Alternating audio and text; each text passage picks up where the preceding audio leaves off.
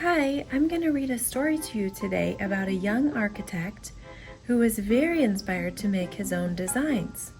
This book is called Iggy Peck, Architect, and it is by Andrea Beatty, and it's illustrated by David Roberts.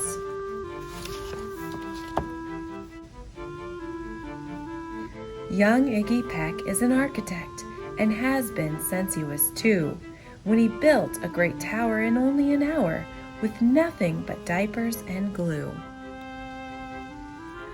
"Good gracious Ignatius," his mother exclaimed.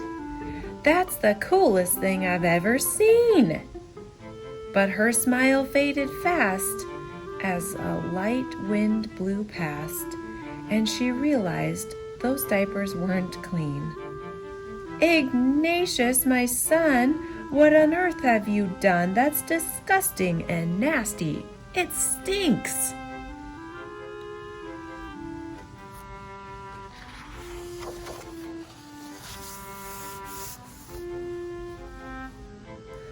But Iggy was gone. He was out on the lawn, using dirt clods to build a great sphinx.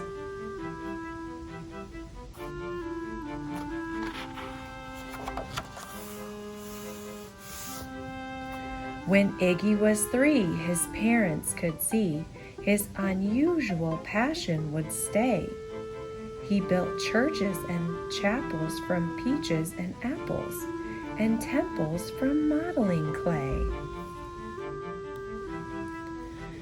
Dear Ig had it made until 2nd grade, when his teacher was Miss Lila Gray. On the very first day, she had this to say: "We do not talk of buildings in here. Gothic or Romanesque, I couldn't care less about buildings, ancient or new." She said in her lecture about architecture that it had no place in grade 2.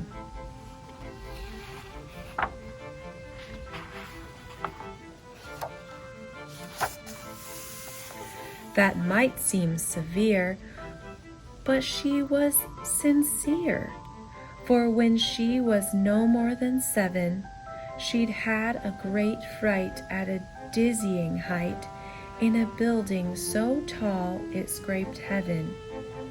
On an architect's tour of the 95th floor, young Lila got lost from the group.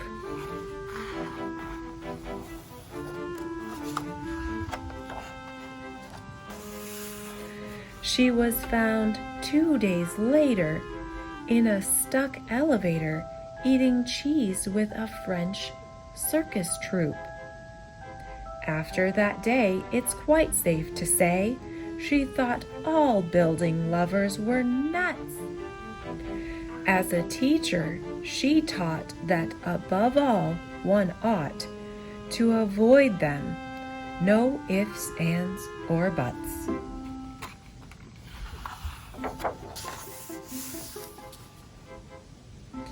As you might guess, it would cause Iggy stress to hear such terrible talk.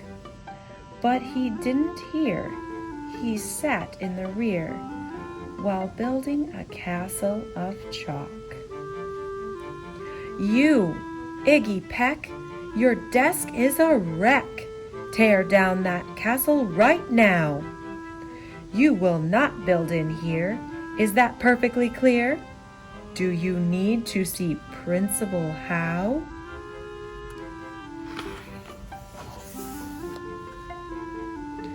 "No, ma'am," Iggy said. He lowered his head, and his heart sank down to the floor. With no chance to build, his interest was killed. Now 2nd grade was a bore.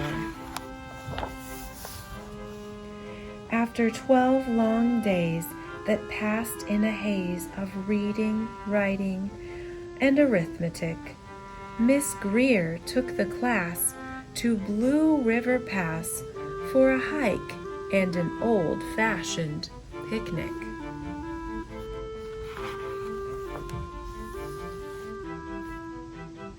They crossed an old trestle to a small island nestled in the heart of a burbling stream.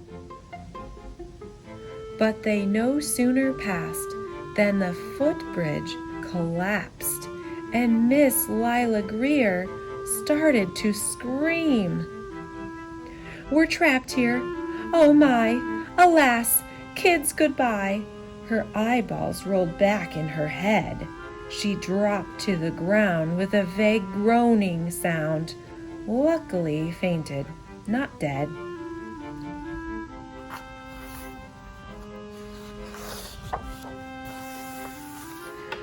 The class was amazed. They stood there quite dazed, uncertain of what they should do.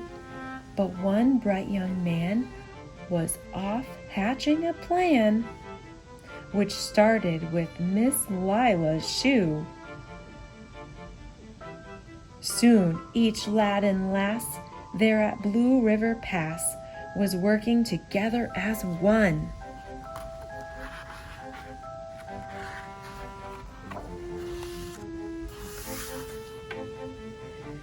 And when she came to, Miss Lila Greer knew that something quite brave had been done.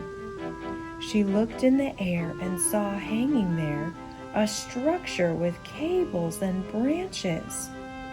And on the far side, beaming with pride, were 17 smiling young faces.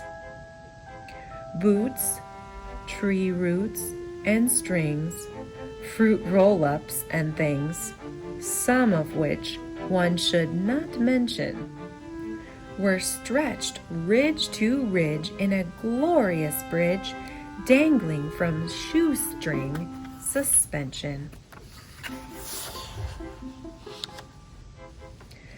It all became clear to Miss Lila Greer as she crossed that bridge over the stream. There are worse things to do when you're in grade 2 than to spend your time building a dream.